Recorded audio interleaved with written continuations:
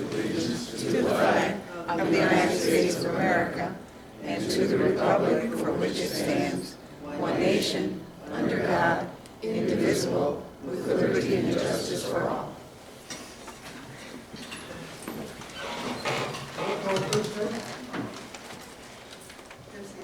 Yes. Here. Yes. Yes. Here. Yep. Citizen participation cards today, I see. Any agenda adjustments? Go ahead. Yes, could we please do the hiring separate from the approval of the check register? You want the personnel report to not be on the consent agenda? Well, Separate item? just a separate item on the consent agenda.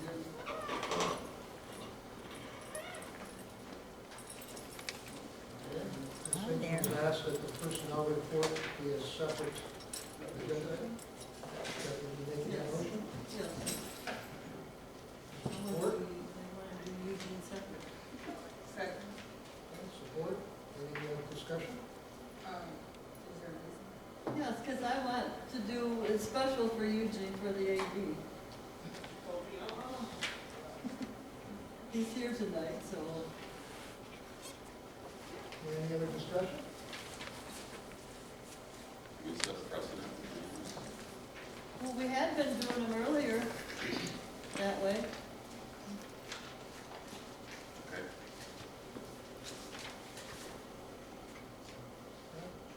Eddie, would you call for the vote, please?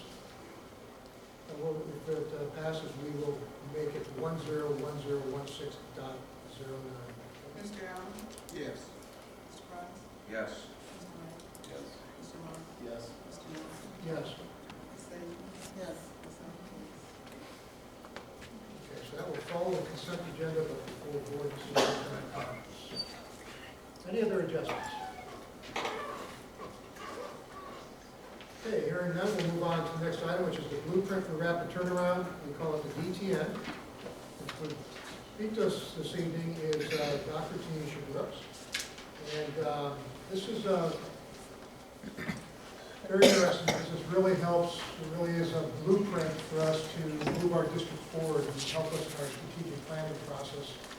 Hopefully we'll work for some point here. But Tanisha works through the ISD, and she's really our team leader guiding the district through this. There's other people as well.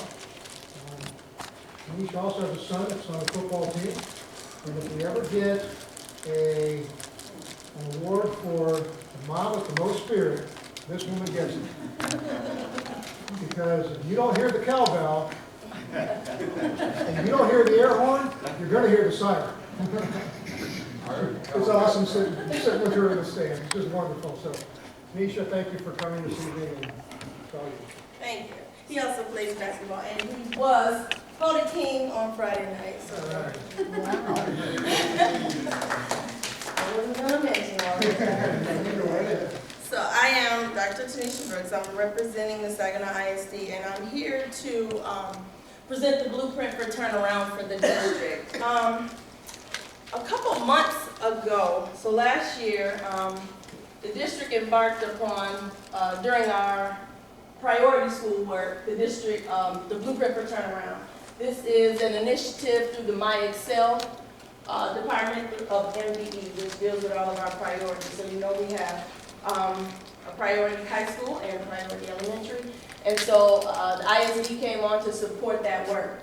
In that work, they came up with the blueprint for turnaround to help schools and school districts shore up systems. So I'm just going to kind of explain that to you a little bit and what the blueprint is. You have a map of the blueprint. I know that looks a little fuzzy also, so I don't know, up here it might look a little better. So the blueprint is an opportunity for districts to create urgency and leverage their systems and take a systemic approach to dramatic improvement and sustainability for student and teacher performance. It's designed to create a stronger systemic focus on and support of high quality teaching and high levels of student learning. So there are many facets to the blueprint, and I'll go back to this graphic, there's the district turnaround network, and I'll talk about that in detail. And in that portion, there are 4 systems that we deal with: talent management, a leadership network, instructional infrastructure, and intense student support. And I'll kind of explain to you what those mean. Within the DTN, we create driver systems that drive our work. So I'll talk about those in just a second. So the district turnaround network is formed on the onset of adopting the blueprint. So for us in Bridgeport, that was last school year. Carol agreed to adopt the blueprint for turnaround, and we continue to go forward in that. They say that rapid turnaround is an 18 to 24 month process, and so we know that nothing can go fast, so we go slow to go fast. So 18 to 24 months.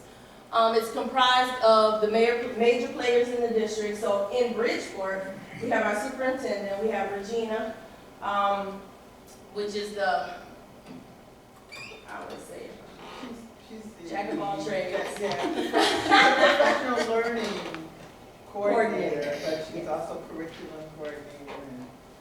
And we have Susan Duran. All principals sit on the DTN, as well as Mark Welton, as well as Pat Nelson, who got high praise at our Turnaround Institute this summer. He was one of the only school board members there present and active, supporting the district turnaround process. And Pete is on the district turnaround, as well as our transportation coordinator. So we have a team of about 12 to 13 people, and we meet twice a month to discuss the district and the systems that we need to shore up in the district. So I'm going to talk about the 4 systems really quickly, but this is the work we put in at the beginning of the year.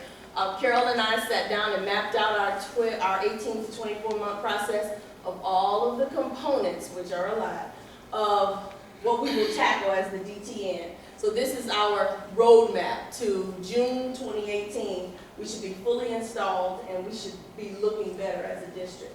And as far as instruction, student achievement, and intense student support. So there are 4 systems in the DTN. Talent management, we deal with hiring, recruitment, and evaluation. Leadership network, we deal with building strong leaders, what it looks like to be a strong leader, what our leaders need help with, and so we look at those systems and talk about the different facets of them.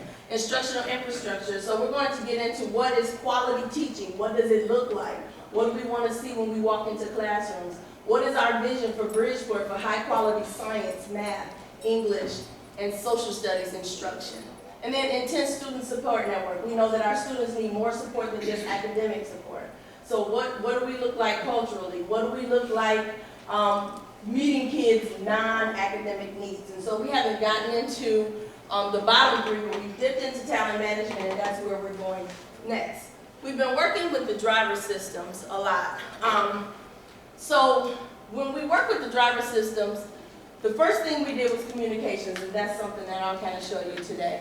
We're working in our problem-solving driver. So that's looking at data. What does it look like to look at data and have a real, true data conversation for us DTN members and also for our members at our schools? So not just looking at data and saying, oh, okay, the kids did that, but looking at data and saying, what do we do next? What is our action plan? Big data, such as NWEA testing, MSTEP testing and MME testing. What does all of that look like? SAT testing. And then what do we do based on the scores that we've received? What is our action plan? That's where we've been in the last couple weeks. Looking at going full scale, teaching our teachers and our administrators to look at data. That's where we are.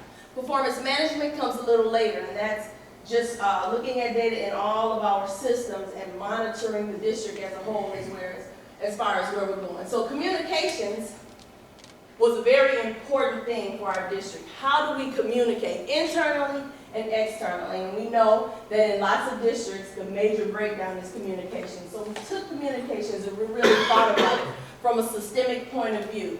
And it presents the district's turnaround approach. So all of the DTN work that we do on Wednesday mornings, how do our principals then communicate that work to the teachers? How does our superintendent then communicate pieces of that work to the public? And then it illustrates how the district guides and supports improvement in teaching and learning. So when we talk about communications, our systems being communicated, our teachers getting what they need, what is the communication link?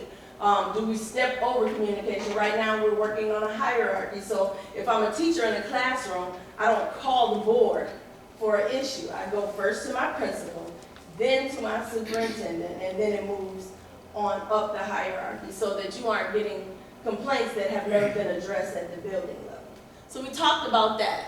And we developed a communications document for Bridgeport. They went a step above. So we talk about emails. When you get an email, you know, superintendents probably get 50 to 100 emails, sometimes an hour.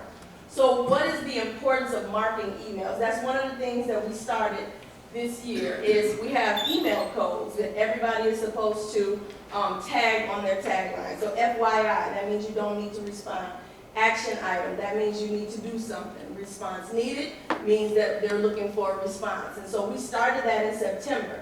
And so I don't know if you get emails like that, but that's where that's coming from, having the tagline there so people know which emails to put higher on the agenda.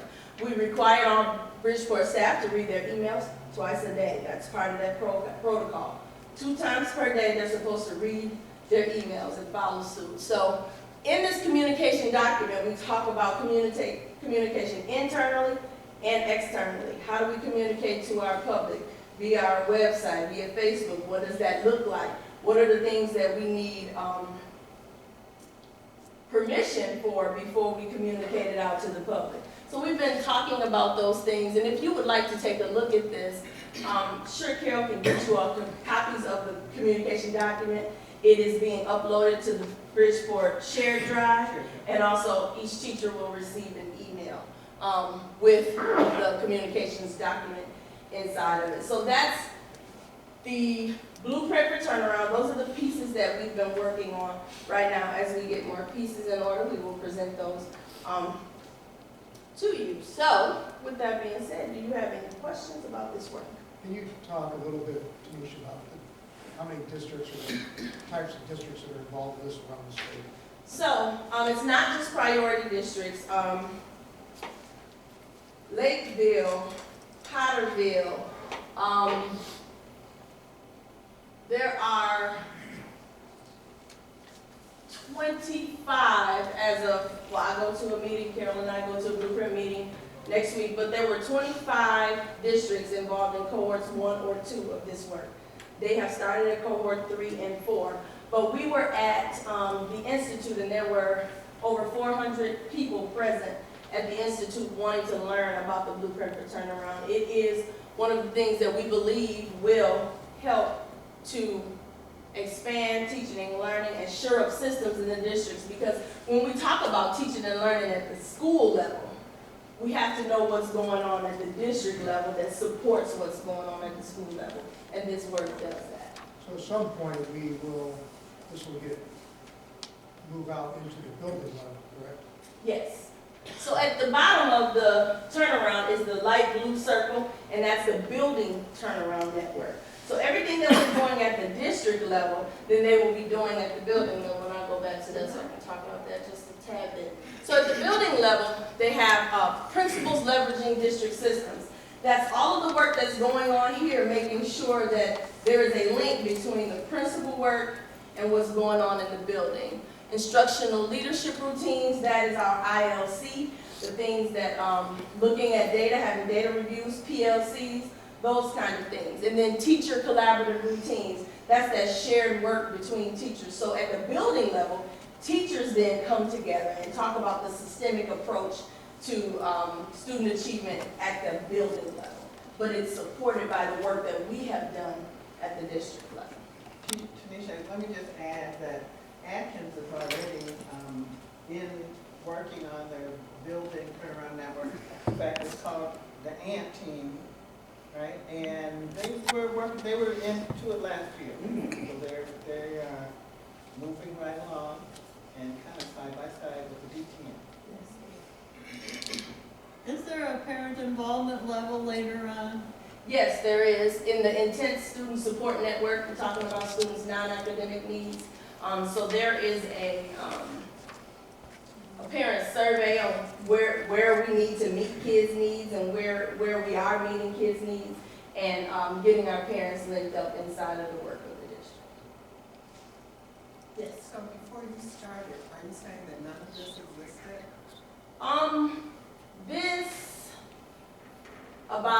They began this work at the MDE level 2 years ago, and that's when I am a blueprint facilitator. So I began the work right with them as they started the work. Some of the leading schools or the first early adopters were Potterville, Lakeville. There were about 4 districts, Van Buren, that were early adopters that said, we want to try this work and see how it goes. And so they did a pilot year, and then we went full scale. And in this school district, did you have to build on some of these things that were already in place, or did you have to kind of start fresh? So when we first started working with the DTM, we did a needs assessment. And we were talking about talent management and what were some of the things that were strong in the district, what were things we thought we had, but looking at the research that we might not have had, and thinking about things like, we have that's solid, so we need to put some pieces with it. So there are some things that we have, and there are some things we need, and just some things that we need to shore up. Any other questions? So I would like for you to just ask Pat what's going on. He's present, he's there. He's excited about the work. I think he knows it's a good thing for Bridgeport. And maybe next year Bridgeport will be on the platform presenting at the Institute, because we're doing good work here, some work that other schools are even looking at and saying, oh, okay.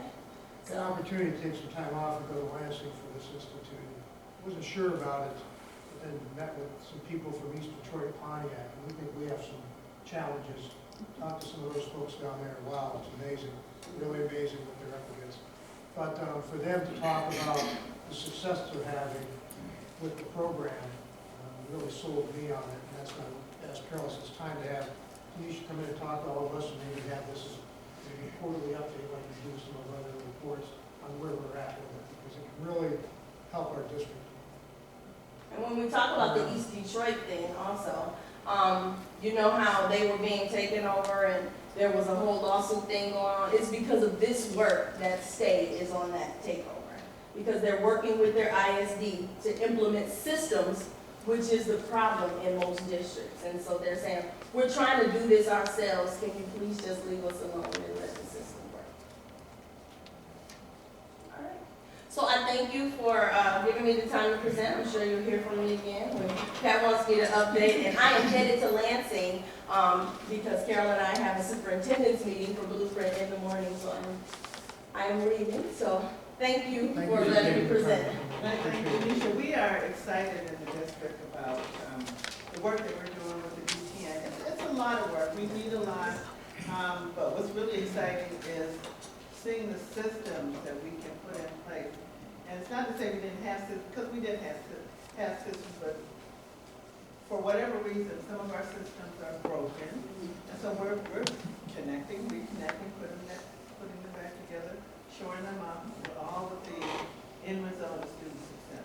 It's really interesting to hear the staff, principals now, and staff members that participate, talk about some of those things and how some people, one building might be doing A, but another building isn't doing A, and they're doing B instead. And as the dialogue takes place, they're figuring out that, we really should all be doing the same thing in all the buildings.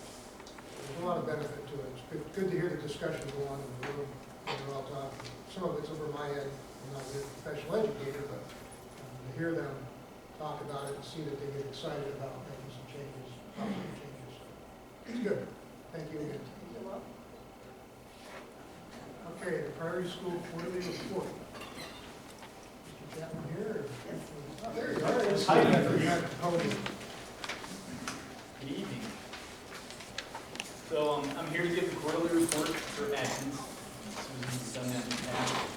And have a copy of what we submitted to the state. It kind of looks like this. Somewhere along the way, I think you've gotten that.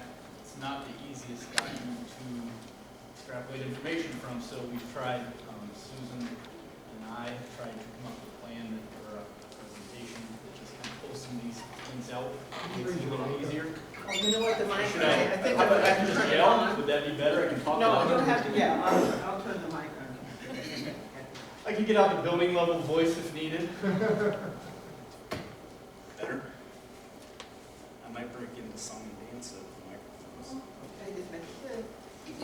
So, and I'm also going to try to not just read word for word what you have in front of you, but just fill in some key points, and then if there's some questions, hopefully we can either answer this for you tonight or get back with you in the next couple of days with just some more detailed information. So just a reminder, we're in a transformation redesign plan, and we are moving forward with a lot of things. There's a lot of good things happening over the school.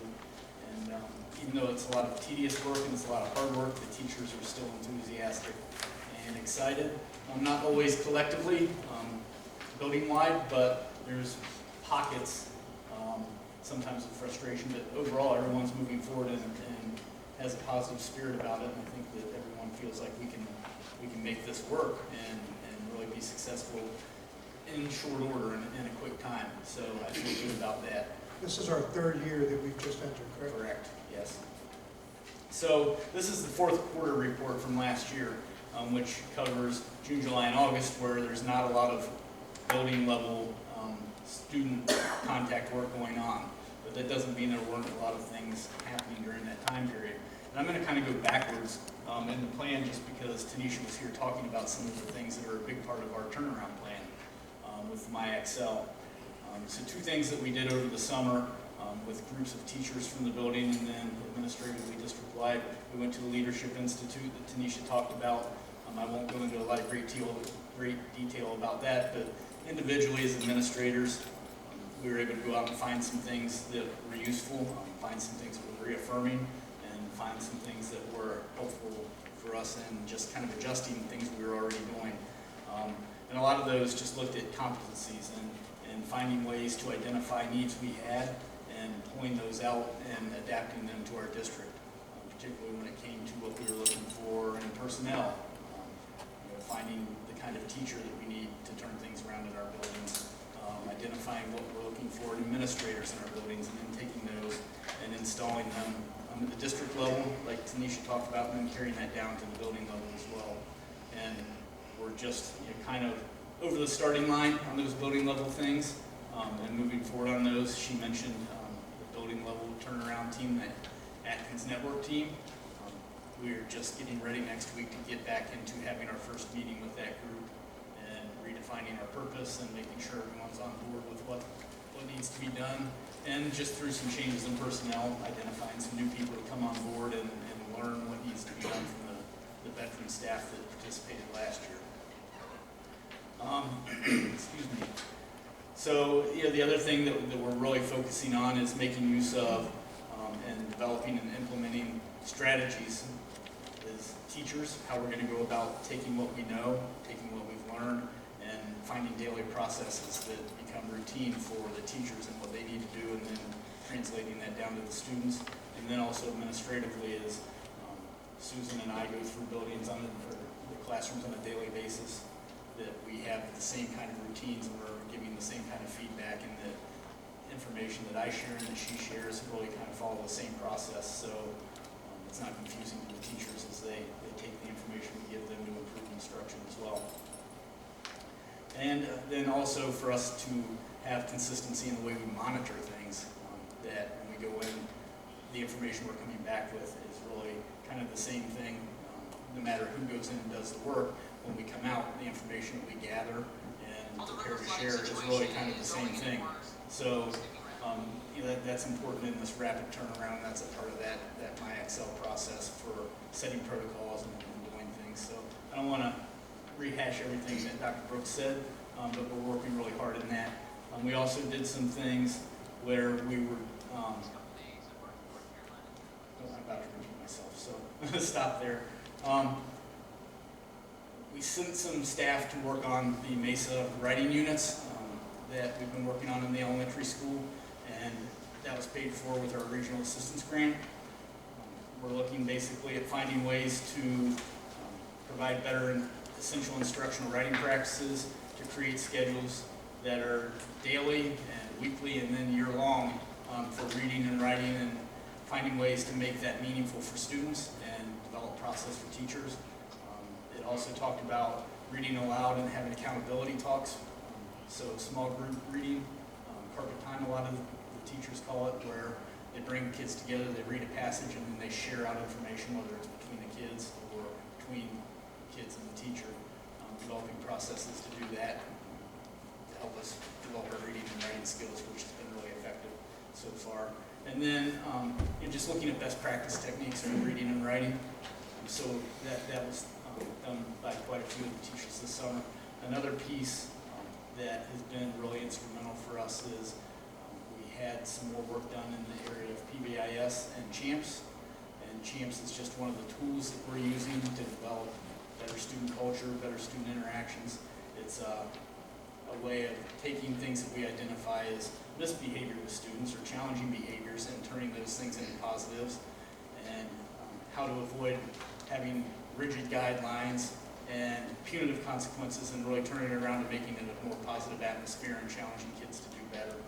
One of the quick things that you might see as you walk through the buildings, rather than teachers saying to kids on a regular basis, quiet down, or shut your mouths, or all those negative things, you're too loud, is really teachers will say stuff like, I need you at a 0 or a 1, which is, on the volume continuum, we need you quiet, or in the hallway, or I'm talking, so everyone needs to be a 0. It's just a better, more identifiable way, and the kids see that on the wall. It's in front of them all day long. They were taught that early on. So that's been one of the really noticeable things that you see and hear a lot in the hallways, that if you're just passing through, it really doesn't mean anything to you, but it's a part of the process. The other thing that it's done is that the teachers have gotten together and created systems for the classrooms, expectations that carry over from one classroom to the next, and hallway behavior, and how do we behave when we're going to lunch or to recess, and doing those types of things. So this process really fits in nicely with the PBIS work that we've been doing as a district. So all of those things we've been working on over the summer to try and provide a better environment for the students, and honestly, I think it's paying off. It's a better environment when you walk through the buildings. Kids are on task more often. There's less distraction. There's less disruptive behavior in the classroom, in the hallway, and I think it's paid off quite a bit. So, in a nutshell, that's kind of all the items that are in here, and we could talk for hours about all the detail of things, which I'm sure that we don't really want to go into tonight, but I'd be more than happy to. So, and at any point, if you have questions or something jumps out at you that you want to know more, then Susan and I will be happy to give that information back and explain the details of what it is. Questions, Mr. Bennett? You talked about the systems that we're developing in order to deliver services to the students. What are we doing to measure that and seeing that it has a systemic impact and making the associated corrections as needed in what we used to refer to as PDSA process, right, Plan to Study Act? And I'm just curious as to how we're measuring what we're doing. Are we seeing measurable improvements in student outcomes? So we just completed a cycle of going through the NWEA testing and running the DRA assessments on students third week of September. So we have that baseline data, and the teachers are meeting weekly as grade levels and going through and looking at where kids are and planning together to make sure that they're meeting the kids' needs. And we're just this last week and this week starting with the interventions in reading and writing with title teachers. We have implemented some things in the classroom where we're giving some more direct instruction to kids that need some added support in the classroom. So right now, those things are just coming together, so that hopefully within a few weeks when we go back and review some of those assessments, we'll really have a better idea of how we're doing this year. Okay, and then my follow-up question is, how are we communicating this to parents and engaging them as a part of the remediation process? That's one of the next steps that I think we need to really address, and one of the things that I want to talk about when I get together with my ANT team next week and talk about how do we engage parents, how do we draw parents in.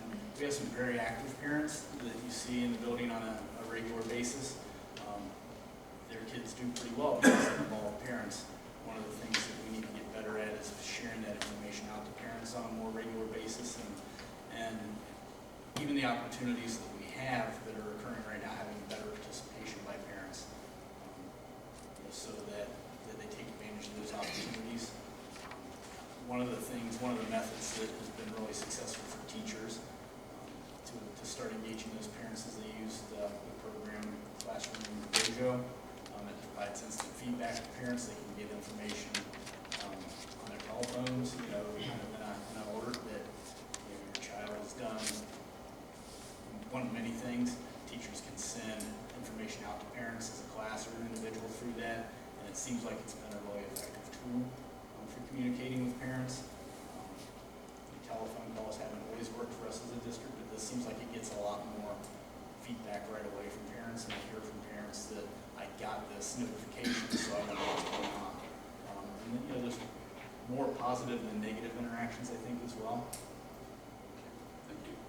Is the Classroom Dojo, is that an email or? No, I don't use it, but I know that does. So, but it's like an jump in. But my perception is that it operates kind of like an app that you would use on your phone, only it's used in your classroom. And so when I send something out, you would get a notification that I gave positive feedback for your child, or I could send you directly a note through this program.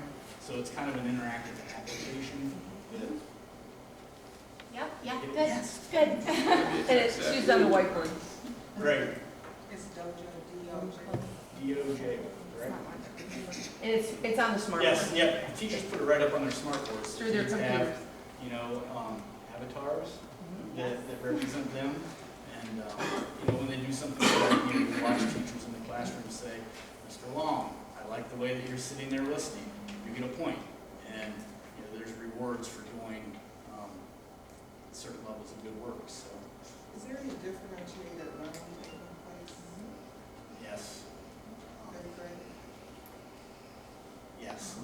I think the teachers do that regularly as they move about their classrooms and the way they're implementing the instruction. And it's, That's working pretty well. yes. When will you have the baseline data to come show us what you've done? Maybe a month, do you think, would be a good? We're finishing up some ILCs right now, and we're developing more. So each unit that we plan with pre and post data. So it goes, we have like our large data, which would be our NWEA. We won't have that again until the winter. But as each unit runs in different from like 5 to 7 weeks, then we have that data that we look at, and we can certainly format that and bring it in. On a bigger scale, I think we need about that timeline.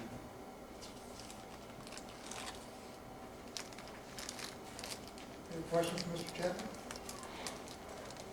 Thank you, sir. Appreciate it. Okay, curriculum committee report. Morris? Thank you.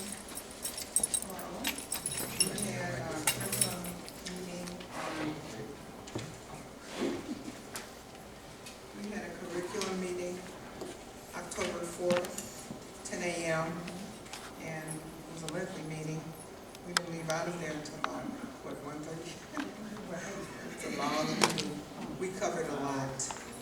And it would be kind of hard to summarize everything, but I will attempt to summarize as best I can.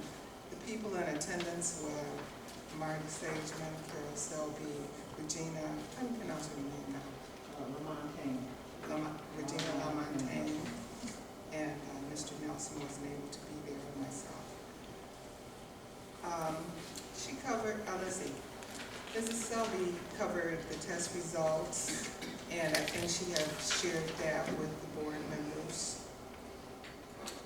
And the information pertaining to communications that we just heard about, Regina LaMontagne did also tell us about that, and the document that she mentioned that you can get online. I did get a copy, and I do suggest that you get a copy of that. I have a copy of it. Are you talking about protocol? The protocol. Yeah, we'll get that. Okay, so you will get a copy of that. And, let's see what else. When I get too many papers in front of me, I can see. With problem solving, which is also a piece that Tanisha, Dr. Brooks handles. Regina discussed that with us. And the problem solving protocol uses multiple measures of data. And there was also a handout for that, which is it online also? Yeah, that's online, it will be released, and I can send it to the board members. It's very interesting.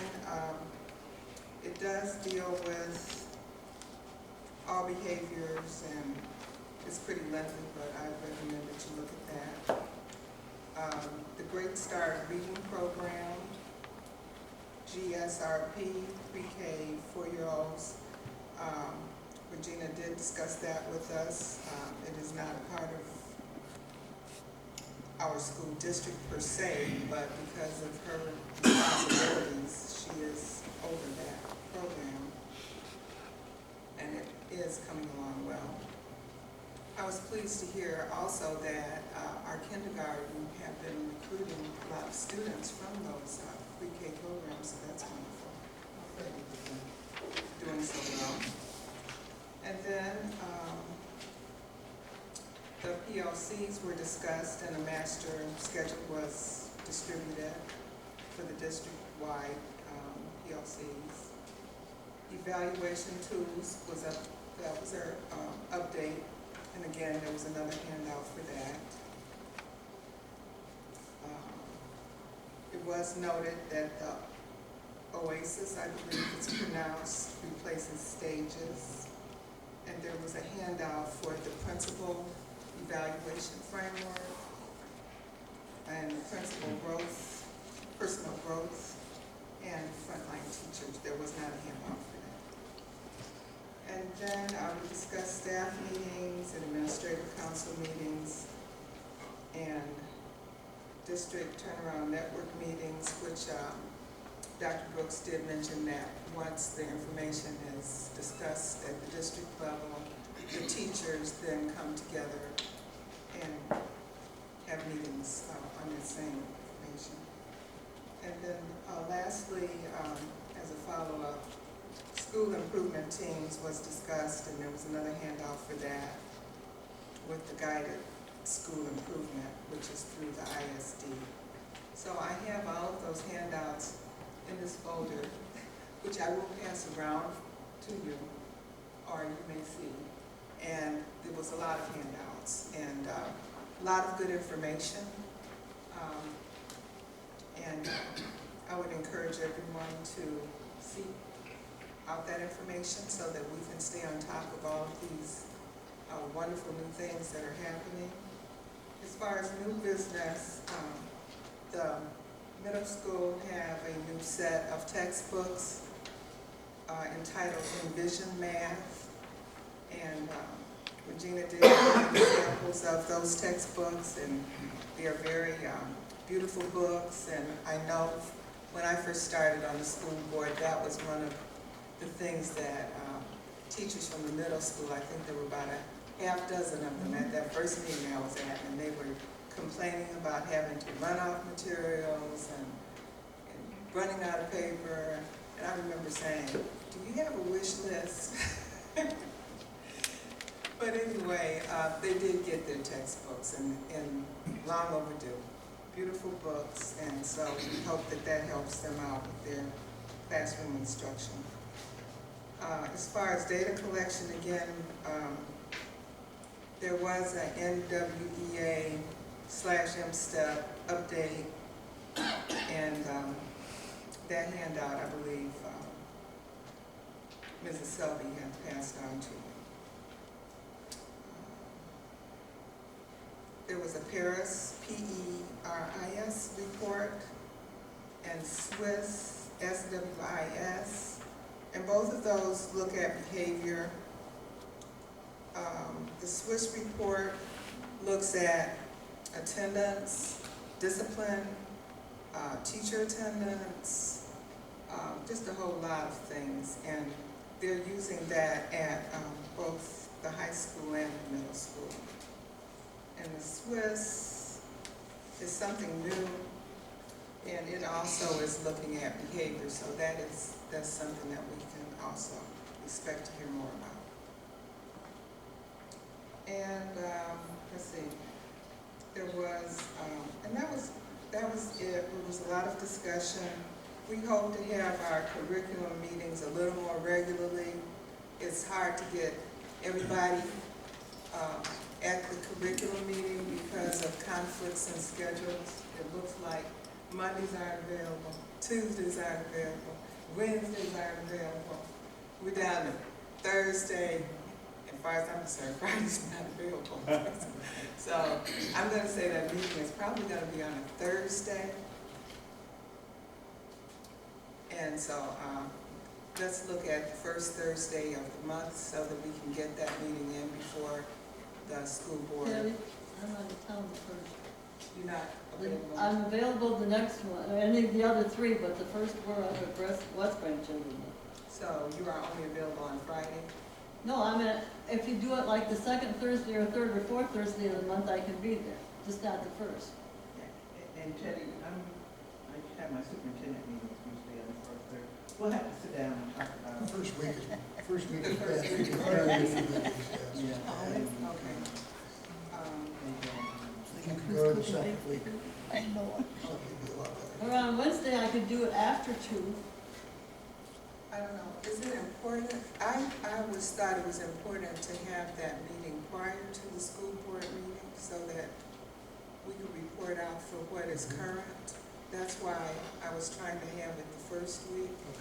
If there's something, like today, there's no action items, so I guess what I can do is keep you abreast. If there's something that's really coming up that's actionable, then we'll try to schedule that on the first week.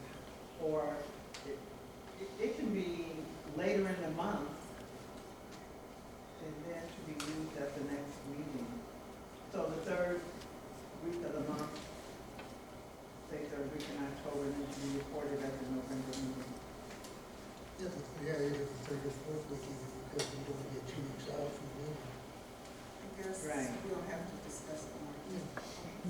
So we still don't have a date. Okay, that was it. And I just want to tell you, attached to your packet is some of the baseline NWEA and DRA data, and I'll tell you right now, what I gave you is very difficult to read, so I'm going to be sending we talked about a lot more data at the meeting, and we looked at several other handouts, but I only gave you one, the pie chart. And I'm realizing, looking at this pie chart, that this is very difficult to read, but I will say, generally, if you look at the numbers, partially proficient, proficient, not proficient, nearly in every area, and we're mainly looking at math and reading, there's room for improvement. How do these compare to last year, do we know? They improved over Yes, last year? for the most part, yes, but not market improvement. And I'm going to send you the data dashboard that has, one of these documents has the data from last year. And some of it's improved. Just for example, second grade in the spring of 2014, you don't have this in front of you, for reading, second grade reading, the students performing 21%, and just this fall, 30%. So now you know we're talking about different kids. The second graders this year were really first graders last year, and so on and so forth. The second graders in math last year, spring 2014, let's say spring 2015, 29% proficiency in math. For the fall, the most recent proficiency test, 36%. So improvement, but a lot of improvement still to go. And we discussed that at the curriculum meeting, and I was going to ask you, Ms. Selby, is it possible to, okay, obviously we would never show a lot of improvement because we're looking at different kids. You know, is there possible, because I have not studied this, so I don't know, so nothing is new.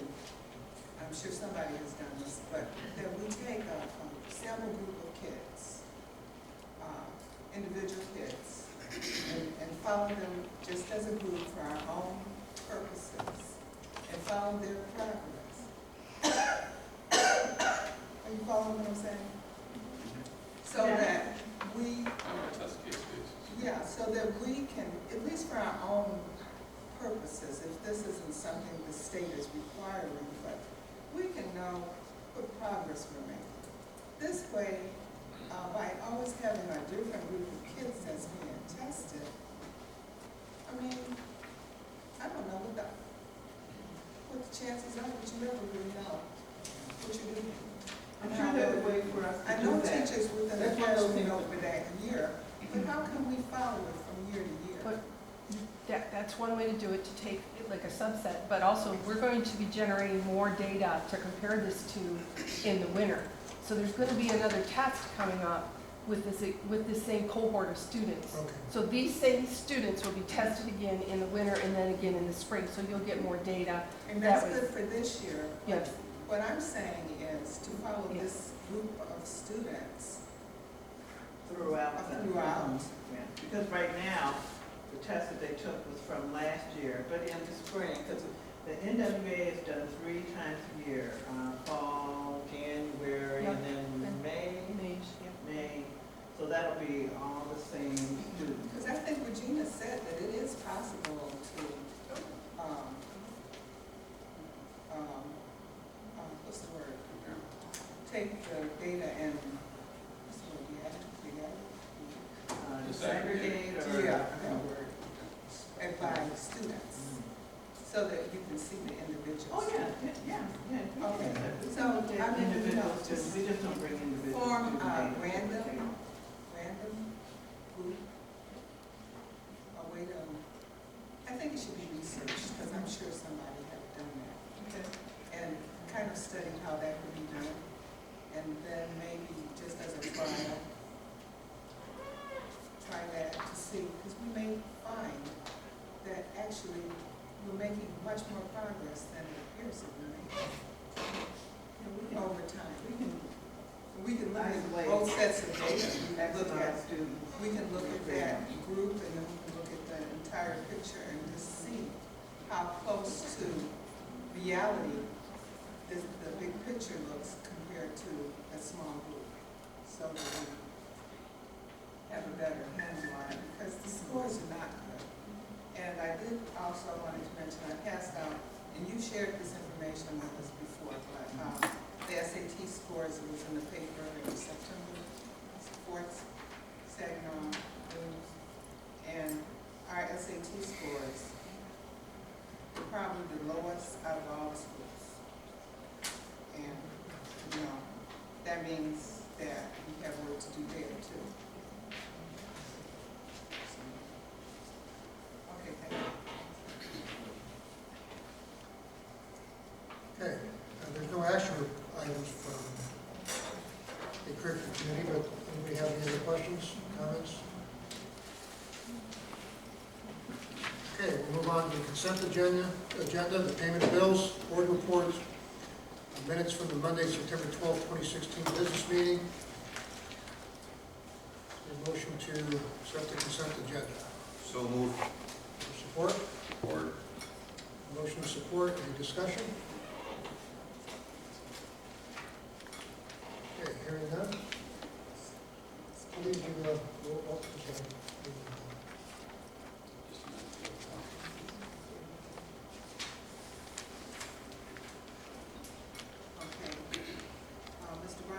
Yes. Mr. Lang? Yes. Mr. Long? Yes. Mrs. Sageman? No.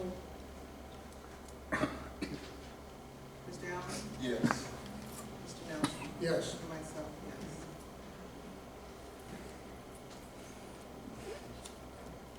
Okay, the next item is the personnel report. And the recommendation for personnel is to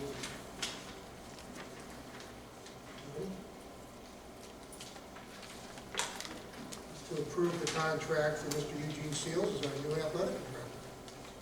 I'd like to make that motion that we approve this contract. Okay, motion, is there support? Support. Any discussion? Yes, I'd like to say that I've had the opportunity during basketball season to work with Mr. Seals, and I enjoy working with him. He does a fantastic job with the kids, and he even has his mother helping out. His mother even brings food in for them to eat and everything else. So I'm glad he's going to be our athletic director. Anybody else? I won't tell my seal story. I'm gonna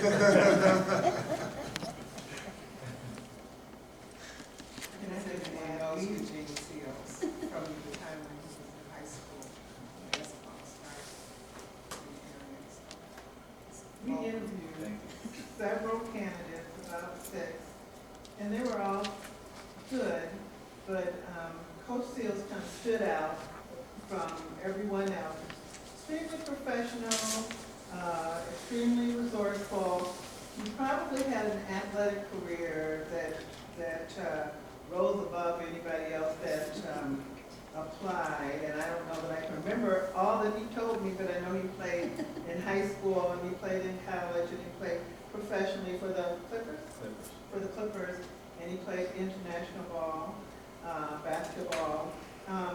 And Coach Seals is very resourceful and I think very ambitious. So he's got a lot of plans for our district athletic program, both here and at the middle school. So I'm very excited about Coach Seals hopefully coming on board as the athletic director.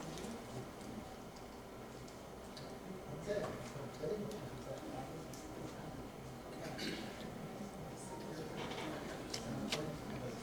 Okay, all in favor?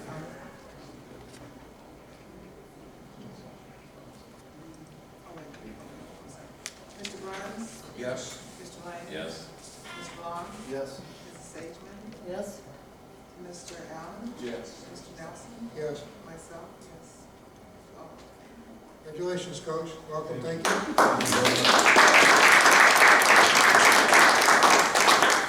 Just a couple of extras here on the personnel report. We had a few resignations, and so those positions need to be filled. They haven't been posted yet. Well, I think the TW position, Thomas White position, hasn't been posted. We're also going to post, unless there's any objections, for the PBIS interventionist position at Thomas White. That was a position that was there. It was held by Ms. Manning last year. It wasn't in the budget for this year because we have some reduced Title I money, and we just got wind of how much carryover that we will be receiving, and so we'll be able to put that position back in at Thomas White. So we're going to post for that. And then we lost one of our PBIS aides at Atkins, so we want to post for that also.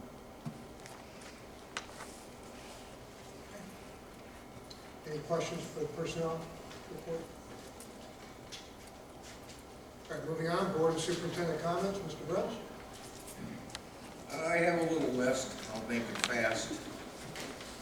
First thing on the list is I would like to commend Ms. Brooks. I see she's already gone. We do need that expertise. I'm glad all the administrators have bought into the district turnaround program. We have everybody on board. She did make an interesting comment. We all want to see real quick results, myself included. But she did say it's at least a 2-year project, and probably even more than that. But we are on the right path, we're on the right track. Homecoming, I attended homecoming along with other board members. Homecoming was awesome, it went great, just like it does every other year. Ms. Selby did a great job, appreciate it. Coach Seals is on the list. Congratulations, welcome aboard.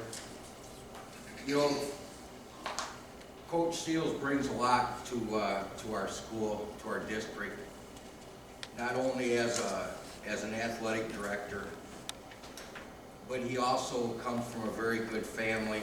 He has very good upbringing, and he's a role model in our community.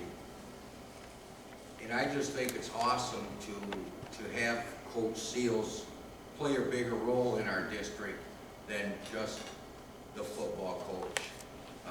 We've got you as AD now. He's in the building. He's going to be visible. He's going to be a role model to our kids. Mr. Rodriguez is also in the hallways. He's doing a great job. He's a role model. Lord knows that's what our youth today needs, is some positive role models. And I really do feel that we just brought a real good role model on board to our school family, and I'm pleased. By hiring Coach Seals, we are losing Mr. Feldman, who's been around here for a long time. 50 years. You got big shoes to fill. I'm confident you can do it. You'll have to learn a lot, I'm sure. But not only are we losing Mr. Feldman, we're also losing Mr. Caller. And he's also been around for probably 50 years. And that's just, them two gentlemen are somebody that our school family we can't replace. Our district will never replace. And I just want to thank Coach Feldman and Coach Callard for everything that they've done for our school district throughout the years. Mr. Callard was my driver's training instructor. I didn't know how to drive before I got here, but he probably taught me the rules. Based on the way I've seen you drive, I'm not sure. Sorry. That's all I have. Thank you. Mr. Allen. I will tell my Seals story. Uh-oh. I grew up with Eugene's parents. He and his father and I used to play marbles together. He comes from a very strong family, and he brings integrity and high moral character to our district, along with his ability to be the athletic director. And I think that both those are equally as important. So I welcome him, and it's a new day in Bridgeport. I enjoyed homecoming. Great time. That's it. Right? I'd like to thank all the people that were involved with putting homecoming together. It was a very special year this year.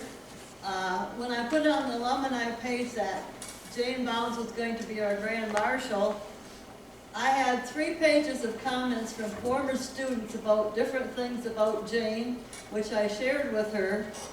And when I heard Mrs. Brooks talk, it reminded me of one of the things that the kids said was that they always enjoyed her room because she read to them. She made reading fun.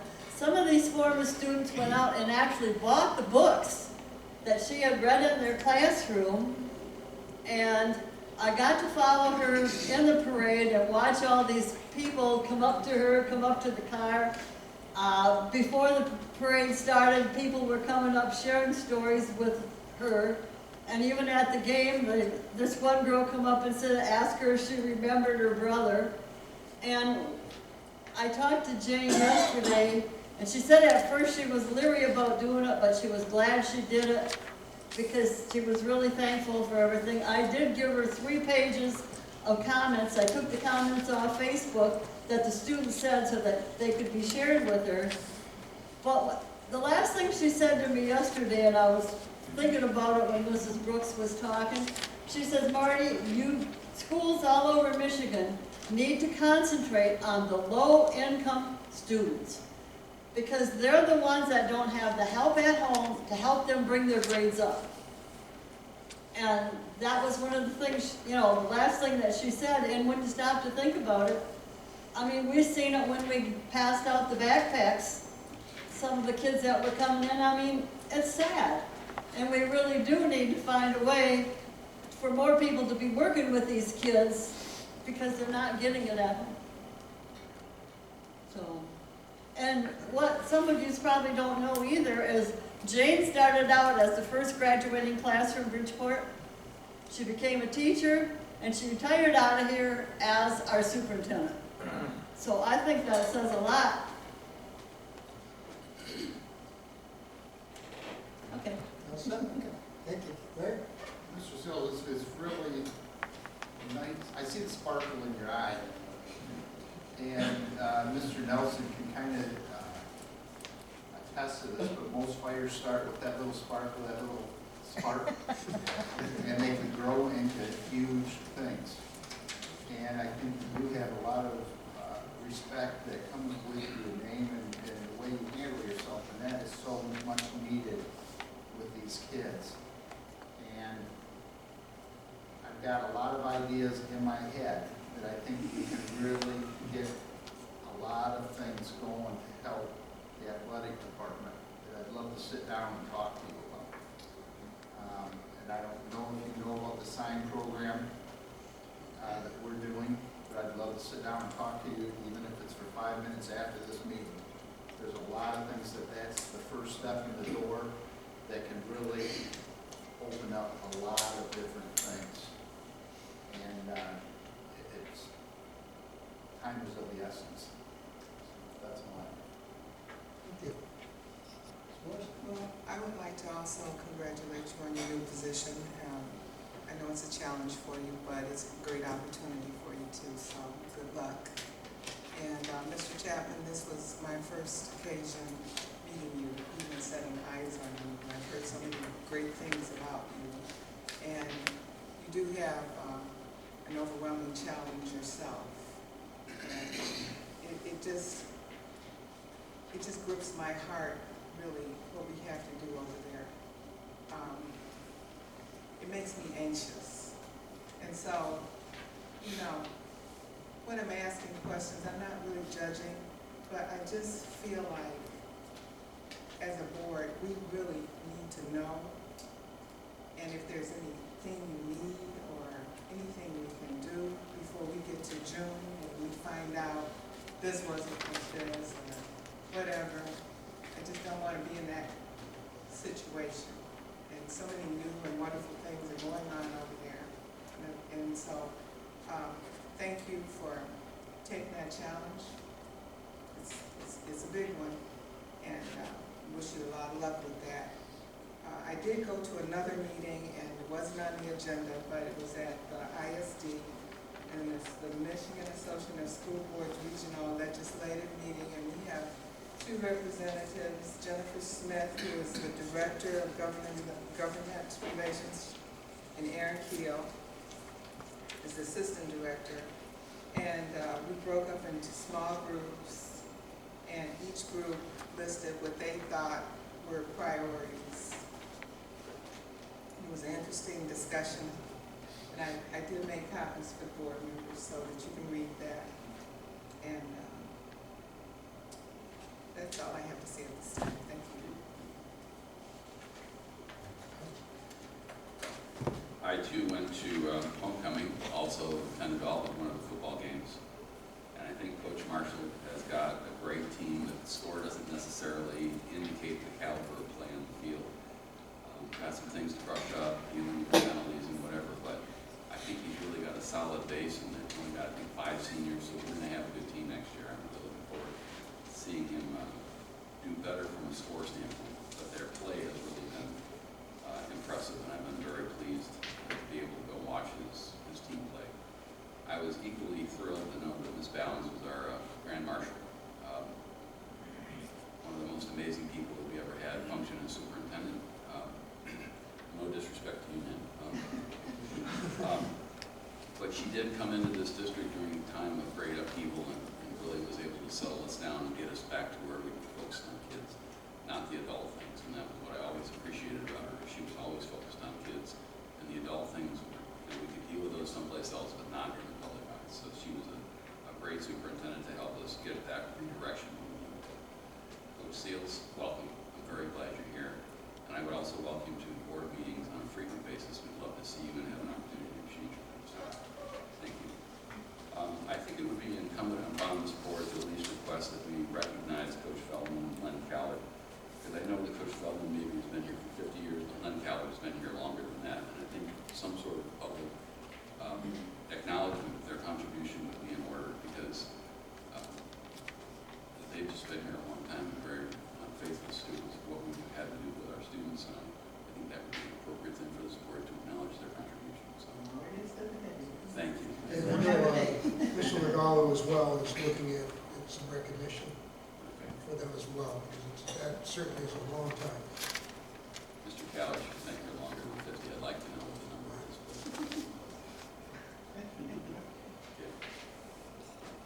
But that's it. Thank you. I want to reiterate what a lot of people said. Welcome. Looking for some new direction. Certainly don't want to take anything away from what Mr. Feldman has given us over the years. But it's always kind of fun to think about maybe what's next now. So good luck. I think you'll have a great support staff. I've actually gotten a lot of comments from people from other schools about our football program. And the comments have been, even people from Frankenmuth, from the Frankenmuth stands, have said, you have a different team than we've seen in probably 10 years. And I said, what do you mean different team?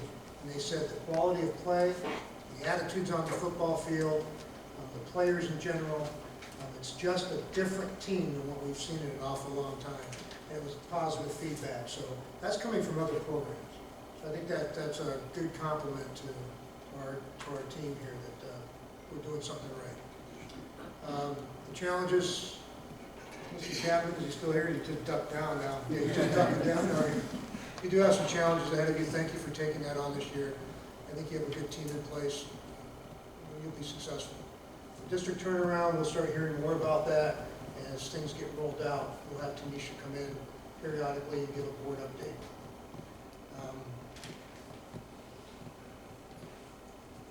One of the things that Ms. Morris passed out that came out of the legislative meeting was something that the MASB did, was a Michigan Education Finance study breakdown. And it's a study that I had mentioned in a meeting or two, but they finished it and they presented it. The reality is, what they have determined is that the base cost to educate a student is really about $8,667, which is about $1,000 less than what we give today. And that's pretty significant. So we need to work on our legislators,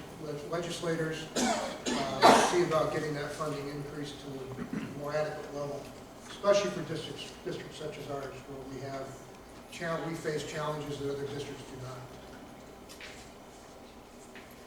Other than that, just I hope the year's going well for our staff, for our teachers. I haven't heard any major rumblings, and parents seem to be doing okay, and kids are behaving. I understand the atmosphere in the buildings is different, positive. It's good to hear. Yeah, it's very good to hear. So that's all I have. Thank you. So you have your district update report in front of you. I'm not going to read all of this to you. Just want to highlight a few things. Last Wednesday was count day, fall count day, and we had our unofficial count was 1,524 students.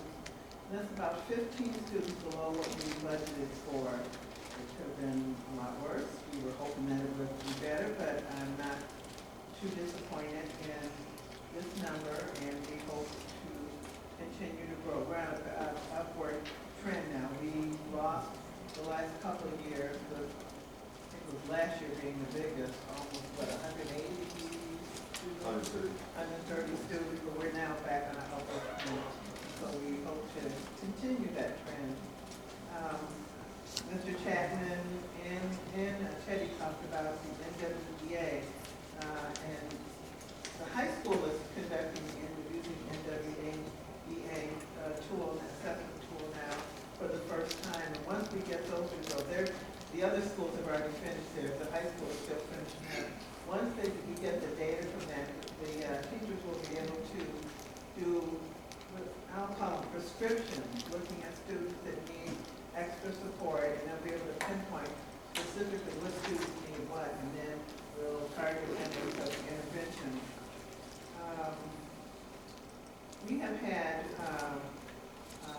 community people coming in and helping our students, especially at Thomas White. Valerie Lutheran High School came and read to students at Thomas White. I don't know how that happened, that Valerie Lutheran picked Thomas White. We have a connection with Tanya.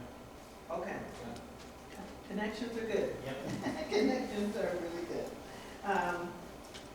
And Mr. Chapman talked about the turnaround efforts at Atkins. I just wanted to add that we have a couple of real important interventions, Read 180 and Level Literacy, or LLI interventions, that we're using once we look at the NWBA data and the DRA data to support those kids that are struggling. In your report, there's Mr. Baker likes to send pictures along with some activities that's happening, and they had a very robust spirit week last week, preceding homecoming, and both the kids and the students seem to have a lot of fun with that. Just want to ditto the accolades mentioned about Coach Feldman and Keller. We've already talked about a celebration. We just don't know when and where, but Rob and I have already talked about some things, and we'll get together with Mr.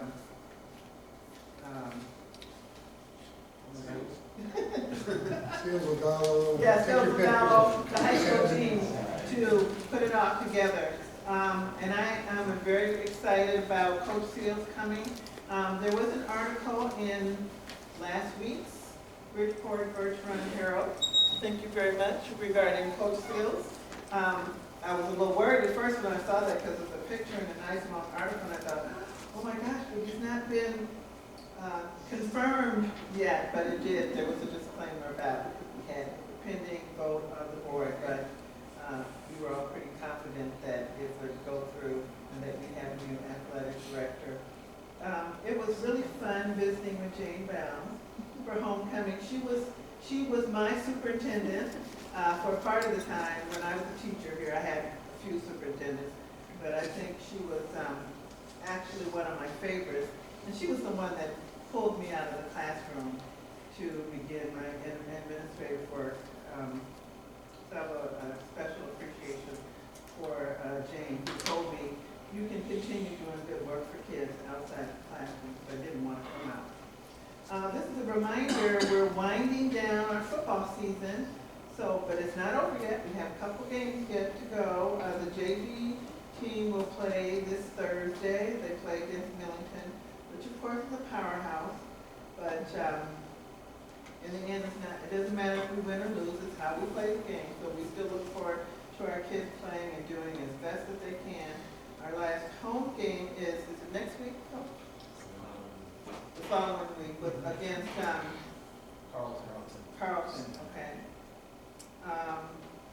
And I too received a phone call on Friday. There was a message on my machine this morning from someone in Birch Run, a Birch Run staff member, but she was also a Birch Run parent, congratulating our boys on the fine game that they played last week and their fantastic, is what she said, sportsmanship. She was just so thrilled at the behavior of our kids, and so different, she said, from the last few years. So I'm not sure what was happening the last few years with our team, but this woman was very impressed, and enough that she called me to let me know a special thank you and congratulations to our kids. So whatever our coaches are doing, keep it up.